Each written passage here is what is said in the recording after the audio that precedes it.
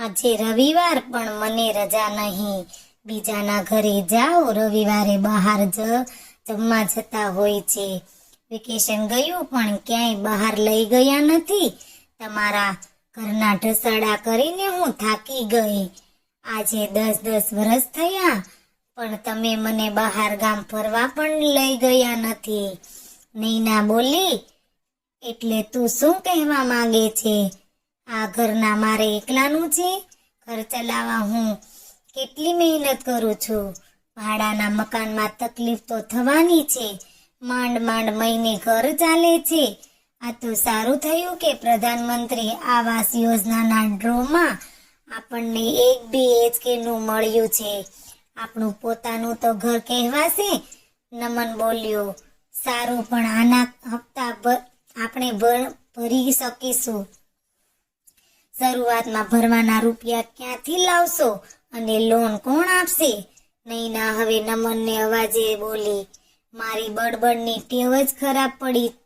અઠવાડિયામાં 1 રજા તમને મળે છે અને મેં તમને આટલું બધું સંભળાવી દીધું. નૈના બોલી, હવે આપણું પોતાનું મકાન થશે, લોન તો થઈ જશે.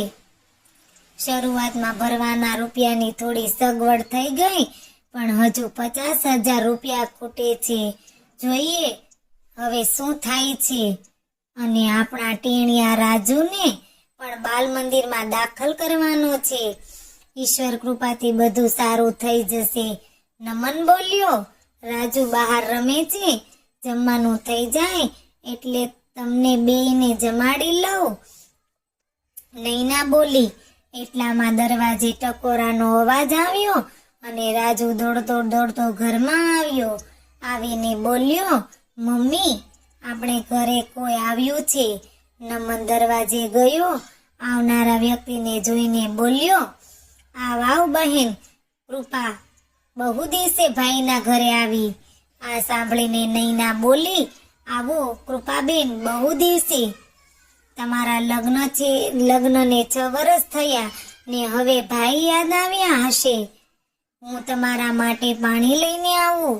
નમનની બેન કૃપાએ 6 વર્ષ પહેલા લવ મેરેજ કર્યા હતા અને લગ્ન પછી પહેલી વાર પોતાના ભાઈના ઘરે આવી હતી. થોડી વારમાં નૈના કૃપા માટે પાણી અને ગોળ લઈને આવી. બોલી, ખાલી પાણી ના પવાય, થોડો ગોળ ખાઈને મોં મીઠું કરો. તમારા ભાઈના પ્રધાનમંત્રીમાં આવાસ યોજનામાં ફ્લેટ ફાળવ્યો છે. સરસ ભાભી, હવે તો તમારું પોતાનું મકાન તો થશે ને. ભાઈને એક જરૂરી વાત કરવાની છે. કૃપા બોલી, આમ તો હું તમને રાખી બાંધવા જ આવી છું. કેટલાય દિવસ તમે મળી નથી.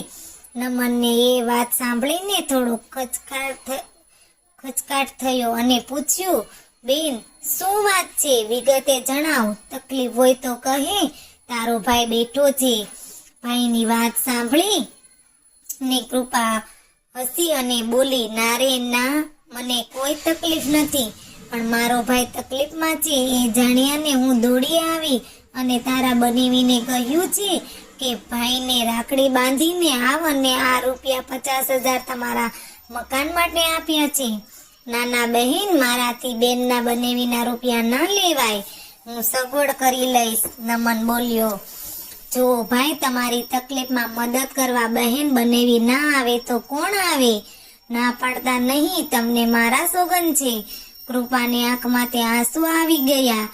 નમન બોલ્યો, બહેન, તારો ઉપકાર જીવનભર ના ભૂલાય. તારી રાખીનું મૂલ્ય હું ચૂકવી શક્યો નથી. નૈના સાંભળીને રડી પડીને બોલી, કૃપા બહેન, તમે અમારા ઘરે માટે કરેલી મદદ જીવનભર યાદ રહેશે.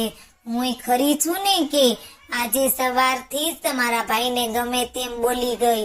રાજુના પપ્પા, મને માફ કરજો. અને હા, કૃપા બહેનને જમીને જ જવાનું છે. હું આજે લાપસી રાંધીશ. બહુ વખતે નણંદબા આવ્યા છે. તમારા ભાઈ બહેનનો પ્રેમ અમર છે.